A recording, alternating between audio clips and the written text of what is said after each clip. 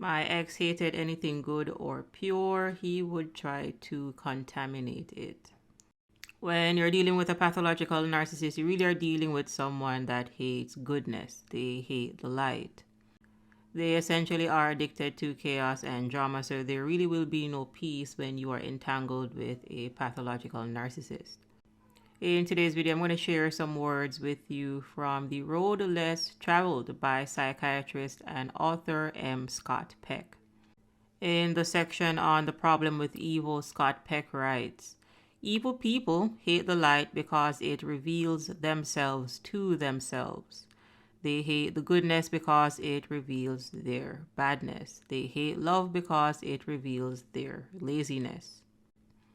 They will destroy the light, the goodness, the love, in order to avoid the pain of such self-awareness." And this right here is my favorite section. Truly evil people actively rather than passively avoid extending themselves. They will take any action in their power to protect their own laziness, to preserve the integrity of their sick self. As the integrity of their sick self is threatened by the spiritual health of those around them, they will seek by all manner of means to crush and demolish the spiritual health that may exist near them. Understand that when you're dealing with a pathological narcissist, you're dealing with someone that is rooted in shame and they're unable to move past their pride. So what you're looking at here is very severe arrested development. You are interacting with someone that does not have access to positive emotions. There is no love, peace, or joy with a pathological narcissist. They are empathy impaired, and they are empathy impaired because they are filled with apathy.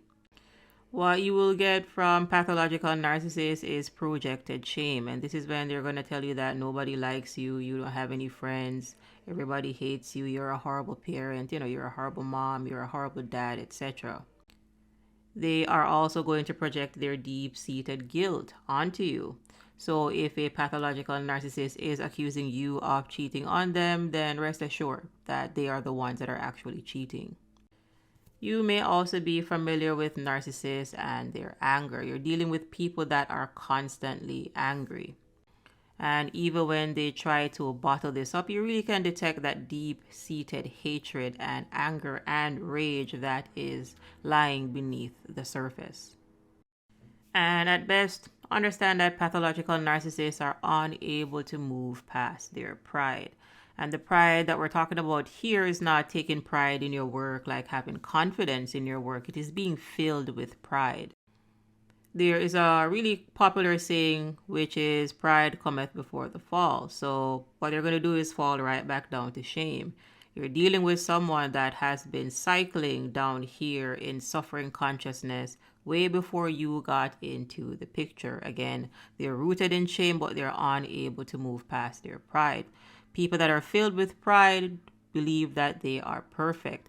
Pathological narcissists do not think that there is anything wrong with their behavior. They actually want you to adjust yourself to their abuse. They want you to accept their abuse. So don't look for accountability from a pathological narcissist. They did not develop to that emotional or psychological awareness level.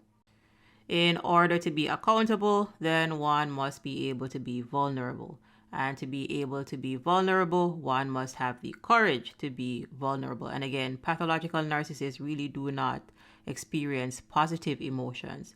It is a common misconception that they do not experience emotions. They do experience emotions. They're just all negative in nature.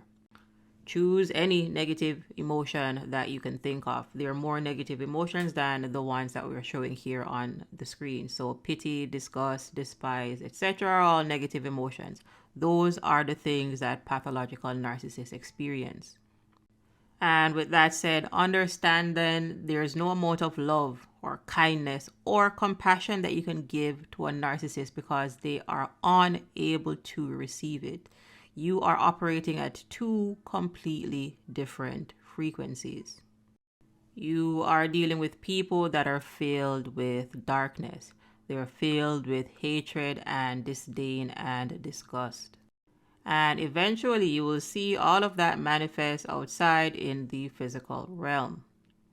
When that manifests physically, what you're going to see is different forms of abuse, neglect, drama, chaos, derision, lying, conniving, etc.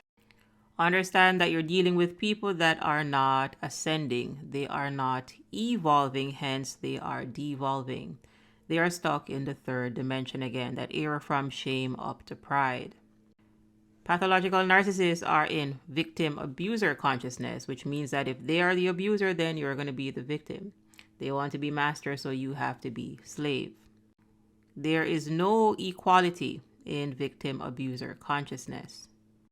There are only verticals in victim abuser consciousness, and this means that they have to be above you because, again, they believe that they are better than you. This is their grandiosity and their superiority, which is really hiding their deep-seated inner shame. You're dealing with someone with pathologically low self-esteem, and because they have such low self-esteem, again, they do not believe that they are worthy of your love. Pathological narcissists do not want your love. They want your attention, validation, admiration, and your reflection. Understand that pathological narcissists are people that are stuck in the past. However, you are experiencing that right now. Let me say that again. Pathological narcissists are people that are stuck in their past. However, you are experiencing that right now. And what I mean by that is they have a whole lot of unresolved childhood trauma that they need to deal with. And this is what it means when you hear the saying that trauma stunts growth. So they have a whole lot of unresolved abandonment issues, neglect issues, abuse, torture, etc. that they did not resolve.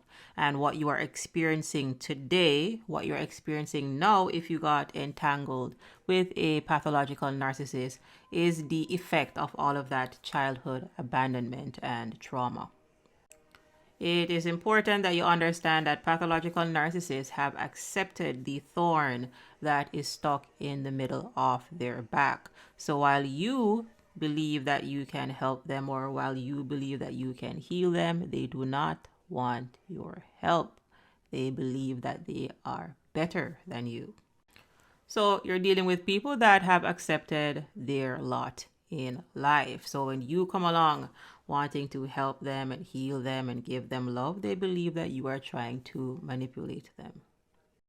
As spiritual beings having a human experience, understand that you're dealing with very underdeveloped souls. So we are spirit operating a human body with access to different tools such as our mind power, our willpower, and our emotions. What we're calling the soul here is a similar equivalent to what you call the psyche or the personality. If you really were to look behind the veil, you would see where narcissists are corrupt at their core. You're dealing with someone with severe psycho-spiritual problems. So you're dealing with someone that is losing their minds at an emotional level. Again, they only experience negative emotions from shame up to pride. And when it comes to willpower, you're dealing with very impulsive and compulsive people. So they lack discipline. They lack the ability to control themselves. And when you get to the body level, then what do you physically see? What you will see are various types of addictions. Understand that all pathological narcissists are addicts. They are all people addicts. So they need people's energies to survive. They need your reflection, your attention, your admiration. Now, depending on the narcissist that you're dealing with, they may have other addictions such as alcohol or other substances, porn addiction, hoarding, shopping addictions, etc. And when it comes to addictions, there is nothing that you can do if the person that has the addiction does not want to help themselves. And if we bring this back to the Hawkins Scale by Dr. David Hawkins, then if someone is filled with pride, then there is nothing that you can do or say to them because they believe that they are perfect. And perfect people do not need to change. And again, pride cometh before the fall, so they will fall right back down to shame. Pathological narcissists have been on this shame, pride cycle, again, long before you got into the picture. It is best that you adjust your expectations when you're dealing with these toxic personalities because people can only give you what they have. And if there is negativity inside, there will eventually be negativity outside. When you squeeze an orange, you get orange juice. When you squeeze a grape, then you get grape juice. When you squeeze a narcissist, what you're going to get is abuse because that is what is inside. And that is it for today's lesson, folks. If you appreciate the content, please give us a like, share, and subscribe. Go ahead and save the videos. And if you have any questions or feedback, just go ahead and leave those in the comment section, and I will see you in the next video.